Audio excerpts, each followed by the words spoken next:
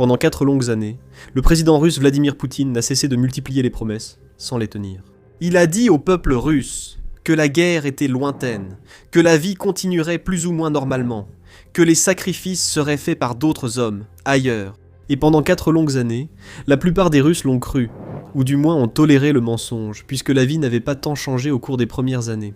Mais il semble que la Russie atteigne un point de rupture, et rapidement.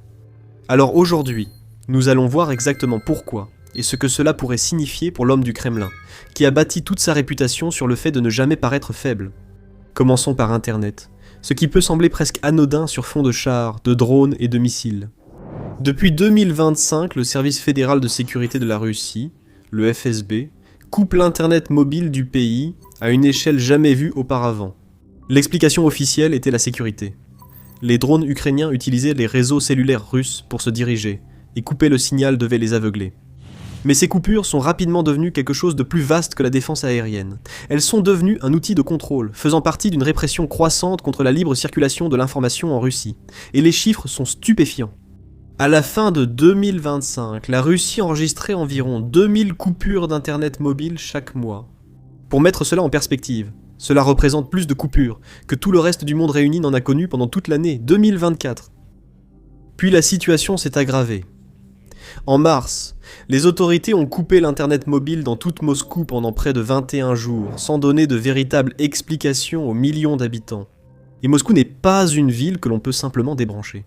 Quand le signal a disparu, la vie quotidienne s'est arrêtée. Les gens ne pouvaient plus payer avec leur carte, consulter une carte pour trouver une adresse, commander un taxi depuis leur téléphone, ou dans certains cas, même entrer dans un parking ou des toilettes publiques, car une grande partie de l'infrastructure de base de la ville fonctionne désormais via une application. Les services de sécurité avaient également presque totalement bloqué Telegram, l'une des plateformes de messagerie les plus utilisées du pays, à partir d'avril 2024.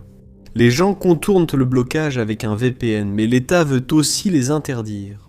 Le gouvernement a lancé sa propre application de messagerie, Max, plateforme d'État désormais préinstallée sur les téléphones vendus en Russie. Mais pour aggraver les choses, il n'aura fallu que quelques semaines après cela pour que le gouvernement semble faire marche arrière. Le lancement précipité de la plateforme, sans sécurité, a conduit le commandement à recommander de nouveaux télégrammes aux forces en première ligne. Pourquoi a-t-on alors l'impression que la Russie paraît si faible ? La réponse tient au contrôle du récit. Pendant des années, Poutine avait tenu la guerre loin de Moscou et Saint-Pétersbourg, dont la satisfaction est essentielle à la stabilité de son régime. Les fermetures ont placé la guerre et l'instabilité au premier plan dans l'esprit des gens. Soudainement, la guerre n'était plus un grondement lointain au journal du soir. Les petites entreprises perdirent de l'argent car elles ne pouvaient pas gérer leurs boutiques en ligne lors des pannes. 4 ans plus tard, la guerre avait bouleversé la vie quotidienne de millions de personnes qui n'y avaient jamais vraiment songé. Et ces personnes ont commencé à parler. Les critiques ont été bruyantes, publiques, et même exceptionnellement franches pour un pays où s'exprimer comporte de vrais risques. Un rappeur se produisant sous le nom de Pataka a dit à son public que le pays régressait vers l'âge de pierre, exigeant de savoir si les personnes qui imaginaient ces politiques avaient perdu la tête. Un officier du KGB à la retraite, nommé Andrei Bezroukov, loin d'être un dissident libéral, a lui aussi formulé un reproche public, avertissant que l'État agissait désormais contre son propre peuple et ne faisait qu'aggraver leur vie. Et depuis Monaco, une blogueuse russe nommée Victoria Bonia a publié une vidéo de 18 minutes adressée directement à Poutine, dans laquelle elle décrivait une population à qui on avait tout volé, et à qui on continuait de tout prendre, ce qui est immédiatement devenu viral en Russie. Il est important de noter qu'il n'y a pas de manifestation, du moins pas encore. Mais tous ces événements, ajoutés à la perte progressive par la Russie du contrôle sur les chiffres réels de la guerre, qu'elle devra bientôt expliquer à son public, créent désormais un risque réel que cela arrive. Les sondages racontent la même histoire en chiffres. En décembre 2025, l'Institut de sondage d'État, Vitsium, a constaté qu'environ 78% des Russes déclaraient de faire confiance à Poutine. En avril 2026, seulement 5 mois plus tard, ce chiffre était tombé à 65,6%, soit une baisse de 12,2 points de pourcentage, ce qui représentait un point bas pour toute la période de guerre. Il convient de se méfier des chiffres d'un institut de sondage d'État, car ils visent à flatter le pouvoir. C'est pourquoi cette baisse est particulièrement inquiétante. Quand même les propres sondeurs du Kremlin publient une telle baisse, le véritable état d'esprit de la population est presque certainement pire. Cela est confirmé par le fait qu'une enquête indépendante menée par le centre Levada en février a révélé que 67% des Russes pensent que le pays devrait s'orienter vers des négociations de paix. 2/3 de la population disent discrètement au gouvernement qu'ils veulent que cela se termine. Le mécontentement est aussi nourri par un fait que le Kremlin ne peut masquer aussi aisément qu'une guerre étrangère: l'état de l'économie russe. Durant la plupart du conflit, l'économie russe a défié les prévisions d'effondrement et s'est adaptée aux sanctions. Le pétrole a continué de circuler vers de nouveaux acheteurs comme l'Inde et la Chine, ainsi que la fameuse flotte fantôme qui vendait à des pays sous couvert de pavillons étrangers. Les dépenses militaires ont stimulé usines et salaires, tandis que le boom de la guerre a caché les effets de l'inflation sur l'économie. Mais cela s'achève peu à peu. Les données officielles montrent que le PIB de la Russie a diminué de 0,3% au cours des 3 premiers mois de cette année. La première baisse de ce type depuis 2023. Le ministère de l'économie a discrètement réduit sa propre prévision de croissance annuelle pour 2026, la faisant passer de 1,3% à seulement 0,4%. Un analyste indépendant juge la situation bien pire que ce que reconnaissent les responsables. Pour certains, la Russie entre probablement dans une période économique plus difficile car le coût de la guerre augmente. Au-delà d'un certain point, les défenses ukrainiennes rendent tout engagement direct de l'infanterie inutile en temps, argent et vies humaines.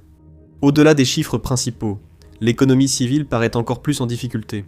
L'investissement des entreprises a chuté à son plus bas depuis la pandémie, car aucune entreprise ne dépense pour s'agrandir avec un avenir incertain et des emprunts coûteux. La production manufacturière en dehors des industries de guerre est en forte contraction. Même dans ce cas, la Russie n'a pratiquement aucune exportation d'armes, la fondation Jamestown suggérant que la Russie a perdu plus de 90% de ses exportations.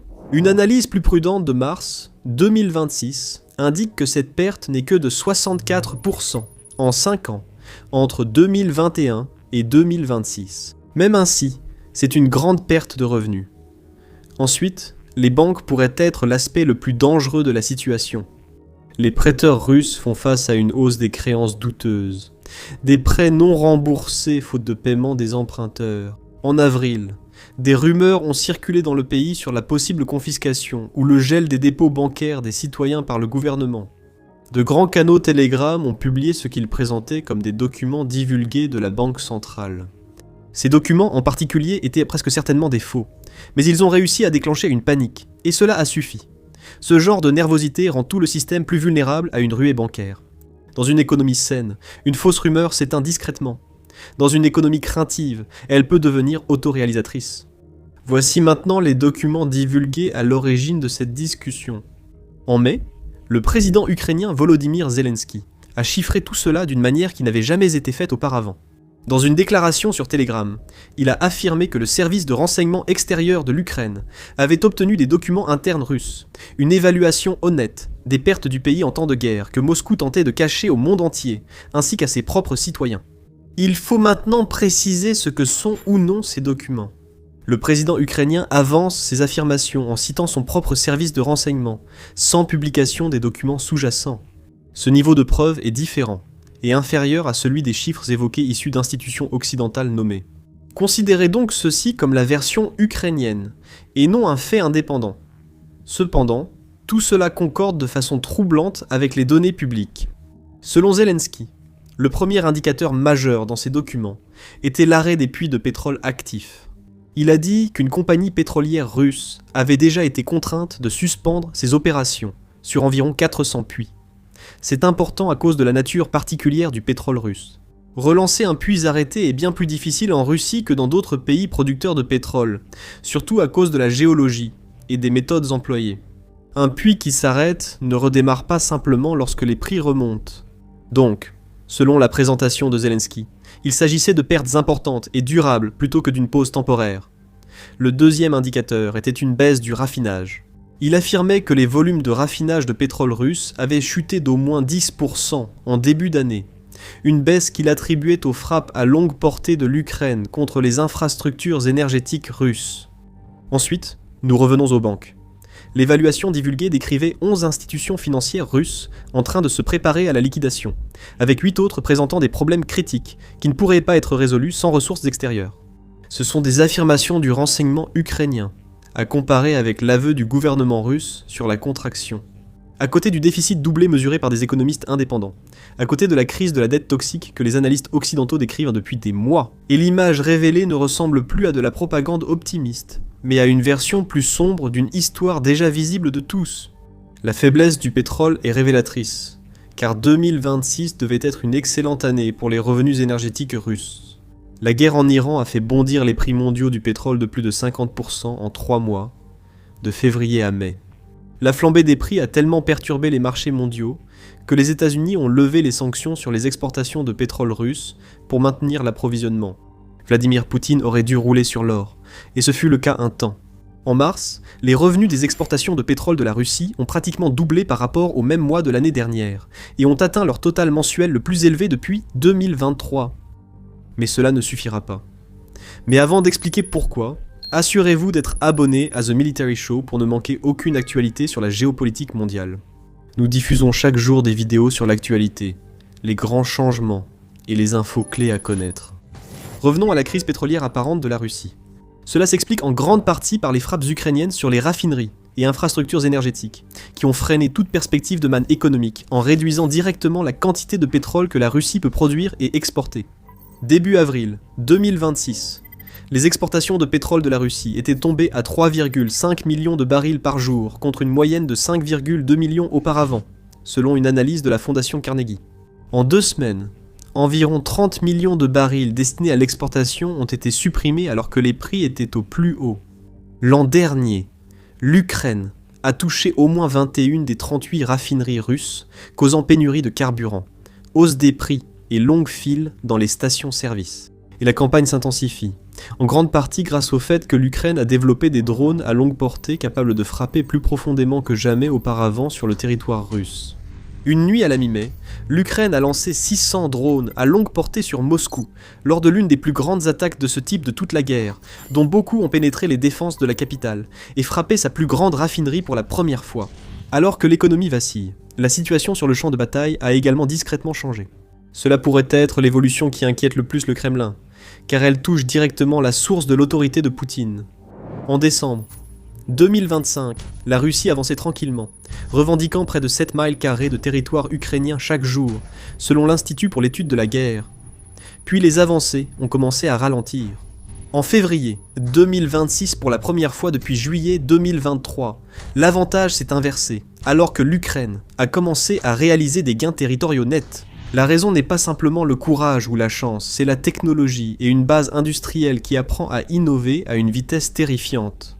Les nouveaux drones de l'Ukraine ont élargi la zone de destruction, cette bande de terrain mortel que les troupes attaquantes doivent traverser avant de pouvoir prendre et tenir un territoire.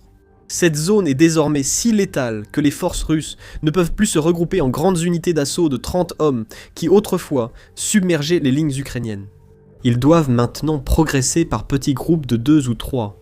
Robert Brovdik, le commandant des forces ukrainiennes de systèmes sans pilote, a suggéré que bien que les drones ne représentent que 2% de l'armée ukrainienne, ils sont responsables d'un tiers de toutes les cibles détruites. Et n'oubliez pas, il faut aussi prendre en compte les frappes à longue portée, où l'Ukraine attaque régulièrement des infrastructures à plus de 100 km derrière la ligne de front. Mais comment en est-on arrivé là ? La guerre d'usure en cours était techniquement censée être à l'avantage de la Russie, selon la logique brutale qu'elle disposait de plus d'hommes à envoyer dans la mêlée que l'Ukraine. Mais l'arithmétique a finalement rattrapé la situation. Les données depuis décembre 2025 suggèrent que les pertes russes dépassent désormais le nombre de recrues qu'elle peut obtenir. The Economist a calculé qu'environ 3% de l'ensemble de la population masculine russe en âge de combattre a été tuée ou blessée dans cette guerre à la mi-2026. Poutine avait auparavant évité le cauchemar politique d'une mobilisation générale en achetant ses soldats à la place. L'État a offert des primes à la signature et des salaires si élevés qu'ils dépassaient parfois le salaire annuel moyen en Russie, attirant ainsi les hommes des régions les plus pauvres. Mais ce vivier commence à s'épuiser, et la Russie a été contrainte de chercher des recrues ailleurs. Vous vous souvenez des 11 000 soldats nord-coréens envoyés combattre pour la Russie évoqués fin 2024 ? Cela n'était apparemment que le début, car la Russie a réussi à obtenir 1700 recrues provenant de pays africains, dont le Zimbabwe et le Kenya. Mais au final, ces chiffres ne représentent qu'une goutte d'eau par rapport à ce dont la Russie a besoin, en termes de main-d'œuvre. Alors le Kremlin a recours à des mesures détournées. En octobre 2025, Poutine a modifié une loi fédérale afin que les réservistes puissent être mobilisés, même sous le prétexte qu'il ne s'agit pas d'une guerre, mais d'une opération militaire spéciale. Et l'État a commencé à mobiliser ses propres entreprises comme recruteurs, leur attribuant des quotas de soldats à fournir.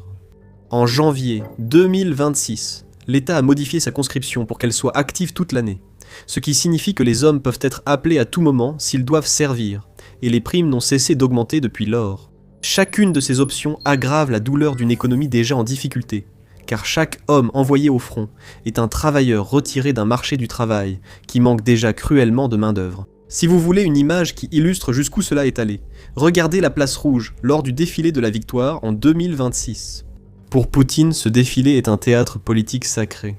Il vise à intimider, à présenter la Russie comme une grande puissance militaire et à associer la guerre actuelle à la victoire soviétique sur l'Allemagne nazie. Cette année, ce n'en était qu'une pâle copie.